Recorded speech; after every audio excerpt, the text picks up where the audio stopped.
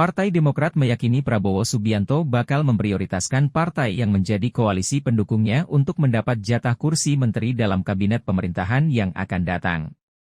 Menurut Ketua DPP Demokrat Herman Hairon, partainya turut menyumbangkan suara kepada Prabowo Gibran sebanyak 87% dari jumlah pemilih Demokrat. Penting bagi berjalannya pemerintahan ke depan. Bagi Demokrat tidak masalah gitu, misalnya ada dua partai di luar koalisi gitu yang masuk ke koalisi kan otomatis pembagian kursi menteri mungkin akan menjadi Itu diserahkan kepada Pak Prabowo dan Mas Gibran sebagai presiden dan wakil presiden terpilih, gitu ya. Karena ini adalah kepentingannya adalah bagaimana mengawal program pemerintah 5 tahun ke depan, supaya juga ada penguatan-penguatan. Jadi kami serahkan saja kepada beliau untuk mengambil sikap dan keputusannya. ini kan kemarin Pak Prabowo bertemu dengan Mas Gibran dan kabarnya itu sudah dibicarakan dan Demokrat sudah mendengar kabarnya. Ya kalau pembicaraan politik tentu pasti ada gitu ya. Namun kepastian bahwa atas portofolio itu kan belum. Oleh karenanya ini masih digodok, boleh jadi di antara presiden dan wakil presiden terpilih sudah menjadi pembicaraan inti gitu ya. Dan setelah itu mungkin akan dibicarakan secara pasti dengan pimpinan partai-partai yang lain. Ekspektasi dari masing-masing partai ya itu sah-sah saja. Golkar sudah menyebutkan ya sah-sah saja.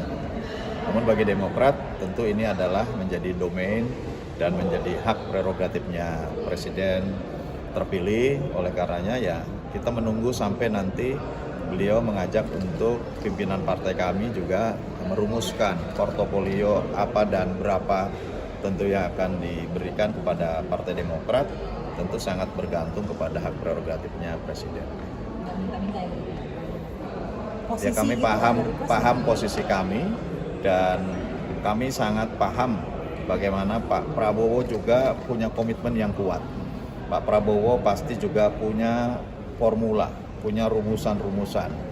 Karena kalau melihat bagaimana Demokrat fokus ketika bergabung dan mendukung Pak Prabowo sebagai presiden, kami fokus memenangkan Prabowo Gibran itu betul-betul dalam berbagai aktivitas dan kegiatan, bahkan instruksi kepada seluruh kader, kemudian dalam kampanye besar, dalam pernyataan-pernyataan.